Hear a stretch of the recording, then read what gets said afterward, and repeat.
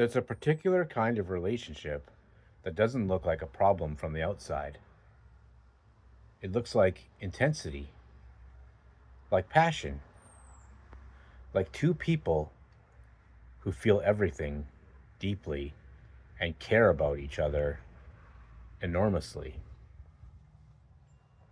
And from the inside, at least in the beginning, it feels like love, real love,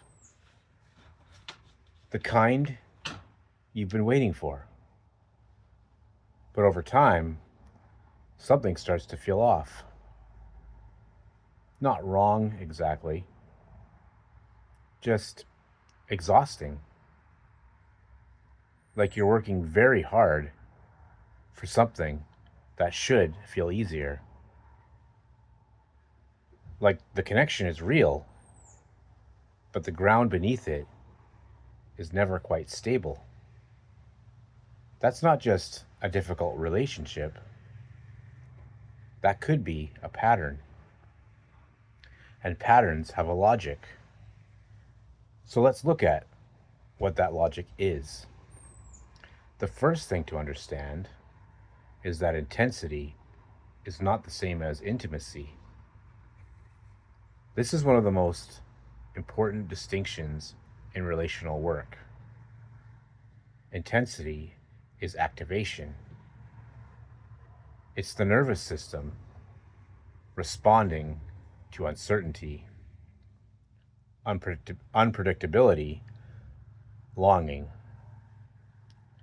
When someone is inconsistent, when they're warm and then distant, available and then gone, your nervous system doesn't settle.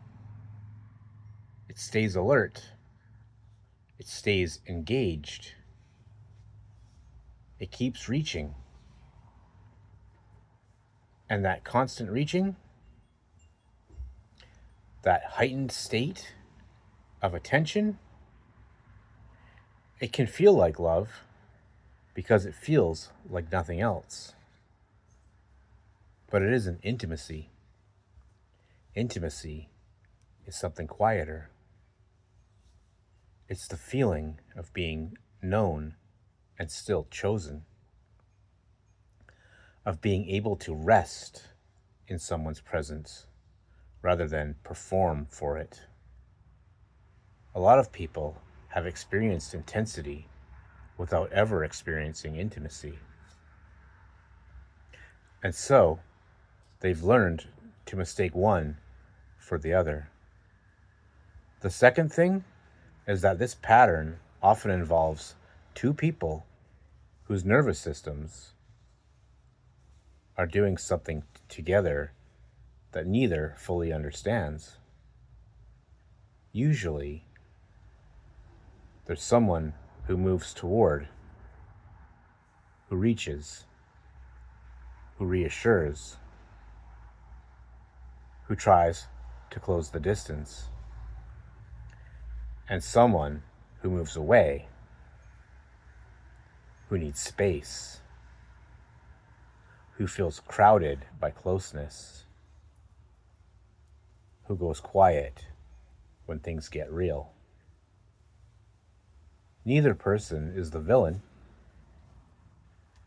Both are doing what their nervous systems learned to do in earlier relationships, where love felt the same way. The pursuer learned that closeness requires effort, that love has to be earned through persistence. The withdrawer learned that closeness is dangerous, that intimacy means losing something: freedom, self, autonomy. And together, they create exactly the dynamic that confirms what each of them already believed about love. The pursuer feels abandoned. The withdrawer feels engulfed. And the cycle continues. Not because they don't care about each other, often because they do.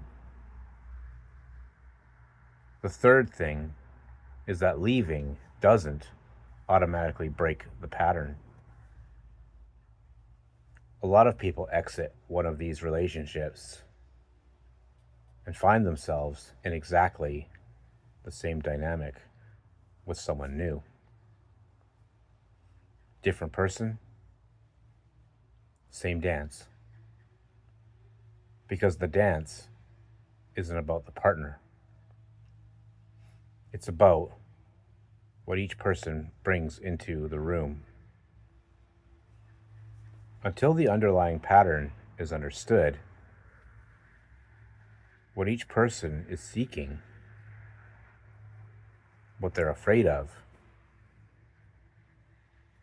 what they're trying to finally resolve, the dynamic tends to follow. Not as punishment, just as the natural expression of an unexamined pattern finding its match. Here's what I want you to hear, if any of this lands. The intensity you felt in relationships isn't something to be ashamed of. It's information about what your nervous system learned love was supposed to feel like. And that can change.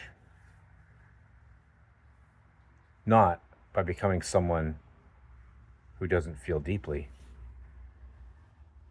but by learning to tell the difference between the aliveness of real connection and the aliveness of anxious reaching. One of those leaves you rested. The other leaves you depleted. You deserve the one that rests you. If you're recognizing this pattern in your own relationships and you want to actually understand what's driving it, I'd love to have a conversation with you. I offer free 30-minute clarity calls for people who are ready to look at this honestly and figure out what the next step is. The link is in the description. Deeper understanding, real change.